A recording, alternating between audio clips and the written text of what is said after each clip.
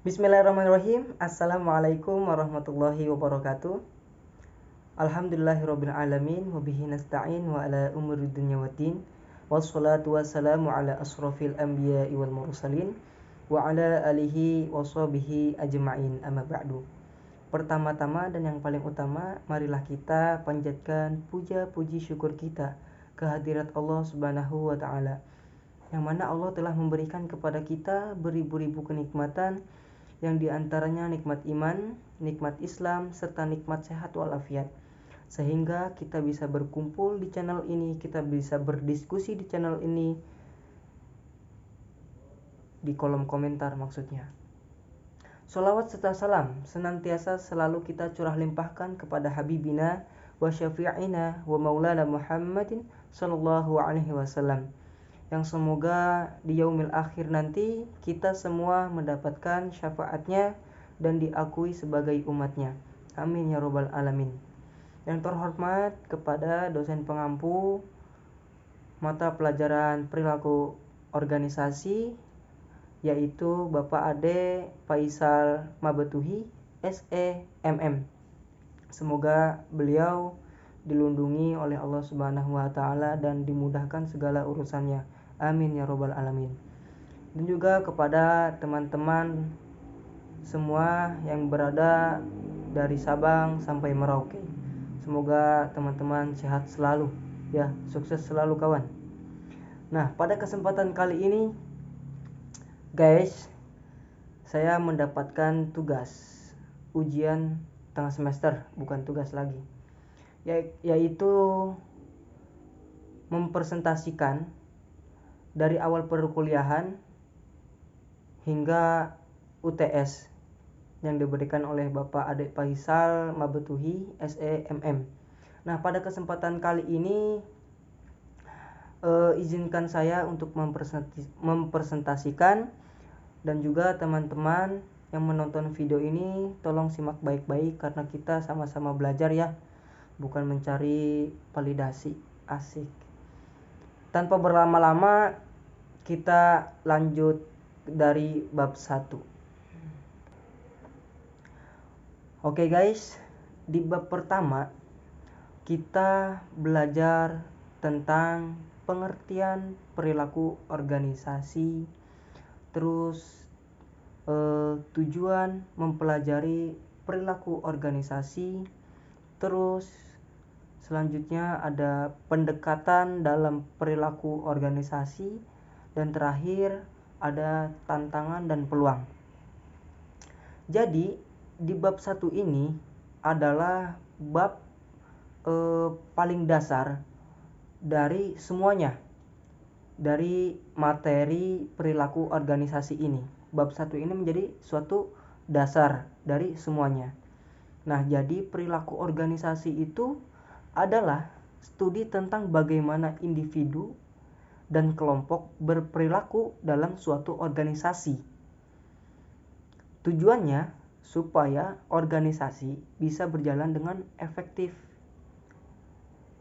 Selanjutnya ada 3 pendekatan yang bisa digunakan dalam perilaku organisasi, yaitu yang pertama pendekatan individual, yang kedua ada pendekatan kelompok, dan ketiga ada sistem organisasi.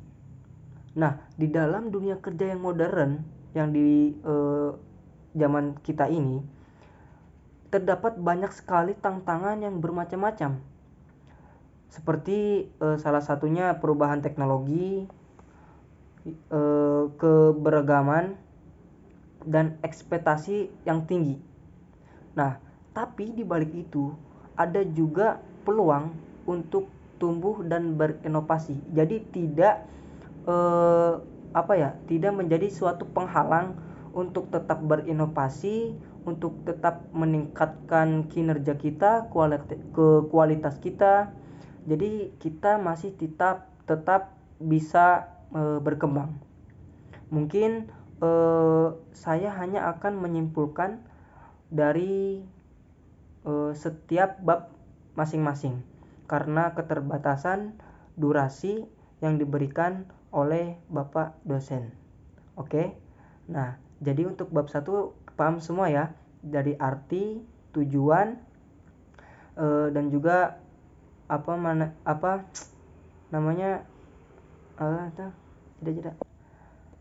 tujuan, pendekatan dalam perilaku organisasi, dan juga tantangan dan peluang. Nah, oke guys, itulah dari bab 1. Nah, sekarang kita lanjut ke bab 2. Di bab 2 ini ada beberapa poin. Yang pertama ada poin kepribadian, yang kedua ada poin sikap, yang ketiga ada persepsi, yang keempat ada pembelajaran, dan yang kelima ada nilai. Nah, di bab 2 ini kita belajar tentang apa yang membentuk perilaku seseorang. Tekanankah? Motivasikah? Banyak sekali alasan terbentuknya perilaku seseorang. Nah, kepribadian itu bawaan yang bikin seseorang unik. Kepribadian itu yang bikin seseorang berkarakter, beraneka ragam sifat dan karakter. Ada yang positif dan ada yang negatif. Nah, lalu sikap itu pandangan atau penilaian kita terhadap sesuatu. Bisa positif atau negatif yang tadi saya bilang. Persepsi itu cara kita menangkap dan memahami sesuatu. Orang yang sama bisa melihat situasi yang sama dengan cara yang berbeda. Nilai dan pembelajaran juga penting karena bisa memengaruhi cara kita bersikap dan bertindak di tempat kerja. Nah, jadi di bab 2 ini yang pertama, kepribadian itu bawaan yang bikin seseorang unik. Lalu sikap itu adalah pandangan atau penilaian kita terhadap sesuatu, bisa positif atau negatif. Nah, persepsi itu adalah cara kita menangkap dan memahami sesuatu. Orang yang sama bisa melihat situasi yang sama namun dengan cara yang berbeda. Dan nilai itu adalah salah satu hal penting karena bisa memengaruhi cara kita bersikap dan bertindak di tempat kerja. Oke, mungkin itu yang bisa saya sampaikan di bab 2. Kita lanjut ke bab 3. Nggak kerasa sekarang kita menginjak di bab 3. Ulang. Oke, sekarang bab 3. Di bab 3 ada 3 poin. Yang pertama konsep motivasi, yang kedua teori-teori motivasi, dan yang ketiga aplikasi motivasi di tempat kerja. Motivasi itu adalah dorongan di dalam diri seseorang untuk melakukan sesuatu. Ada banyak teori motivasi, misalnya teori kebutuhan Maslow, Herzberg, dan teori keadilan dan ekspektasi. Intinya, orang akan termotivasi kalau mereka merasa usahanya itu berharga dan dihargai. Di dunia kerja, motivasi bisa dibangun lewat penghargaan, pengembangan diri, dan lingkungan kerja yang mendukung. Oke. Nah, jadi di bab 3 ini berisi tentang motivasi, teori-teori motivasi. Menurut pendapat ini, pendapat itu, bagaimana motivasi itu bisa berjalan di dunia kerja. Oke, lanjut kita menginjak ke bab 4. Nah, di bab 4 teman-teman, kita belajar tentang yang pertama, poin yang pertama ada komponen sikap, yang kedua ada hubungan antara sikap dan perilaku, yang ketiga ada kepuasan kerja, yang keempat ada komitmen organisasi, dan yang terakhir keterlibatan kerja. Nah, bab ini nyambung sama bab 2, tapi lebih fokus ke lingkungan kerja. Sikap yang positif bisa berdampak langsung ke performa. Kalau karyawan puas, mereka cenderung lebih semangat dan loyal. Ada juga yang namanya komitmen organisasi. Kalau karyawan merasa terikat sama organisasi, biasanya dia akan lebih berdedikasi. Keterlibatan kerja itu seberapa besar seseorang merasa terhubung sama pekerjanya. Oke, mungkin itu yang bisa saya sampaikan di bab 4. Selanjutnya kita lanjut di bab 5. Oke teman-teman semua, mungkin ini yang bisa saya sampaikan dari bab 4. Selanjutnya kita lanjut di bab 5. Nah, di bab 6, karena di bab 5 teman saya belum melakukan presentasi dan arahan dari dosen pengampu saya disuruh membaca. Jadi lanjut ke bab 6 teman-teman ya. Di bab 6 ini kita ada beberapa poin, diantaranya yang pertama jenis kelompok. Kita belajar pembentukan kelompok.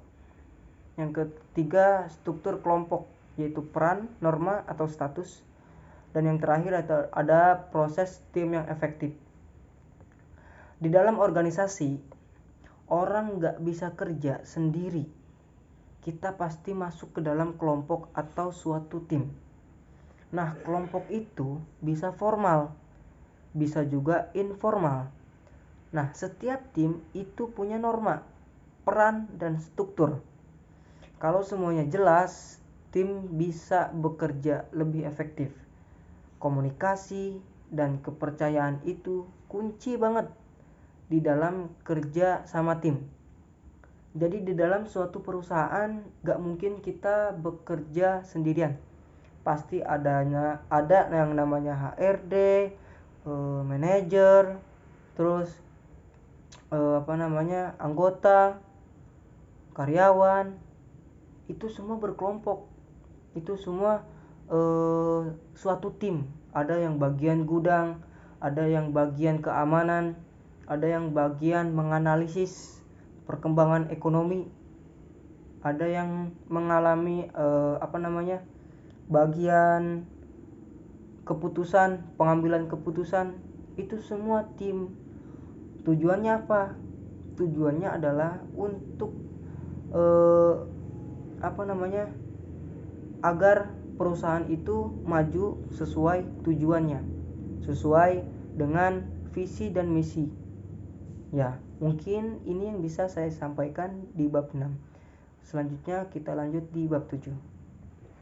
Nah, teman-teman, akhirnya kita berada di bab terakhir ya, yaitu tentang kepemimpinan. Di bab ini kita belajar beberapa poin. Yang pertama yaitu tentang pengertian kepemimpinan.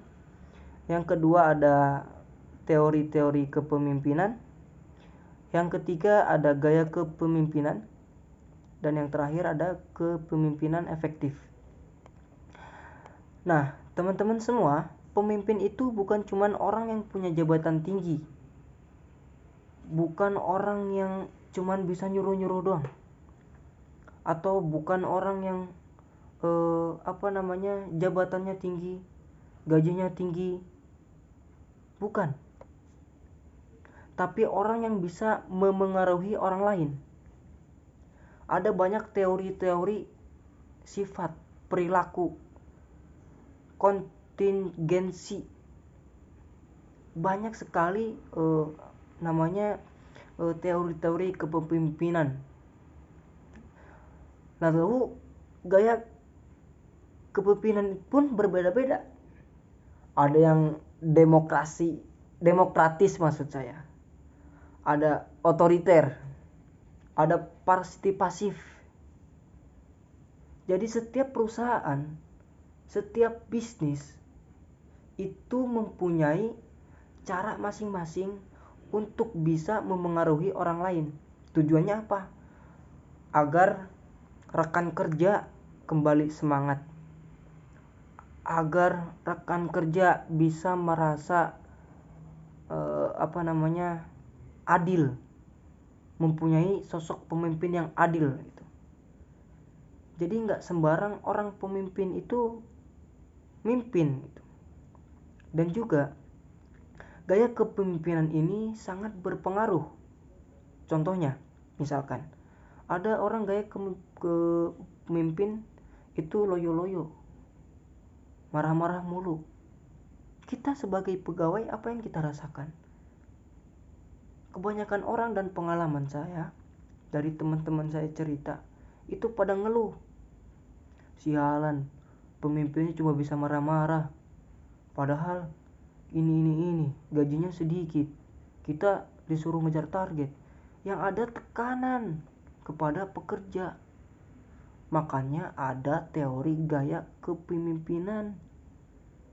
Makanya ada teori ini. Karena apa? Karena ini sangat penting bagi perusahaan. Oke? Sampai sini paham ya? Pemimpin yang baik adalah pemimpin yang bisa menyesuaikan gaya dengan kondisi tim dan organisasi. Baik teman-teman semua, mungkin ini yang bisa saya sampaikan di bab terakhir ini, di bab 7. Selanjutnya kita mungkin bisa ketemu lagi di next video. Nah, jadi itu tadi pembahasan dari bab 1 sampai bab 7, kecuali bab 5, mulai dari perilaku individu, motivasi, kepuasan kerja, sampai ke pemimpinan. Semoga penjelasan ini bisa membantu teman-teman, khususnya untuk saya, untuk memahami bagaimana manusia berperilaku dalam organisasi. Terima kasih sudah menonton. Semoga teman-teman semua selalu sehat dan semangat untuk meraih mimpi-mimpinya. Saya Syahrizal Pamisidik, izin undur pamit. Wassalamualaikum warahmatullahi wabarakatuh.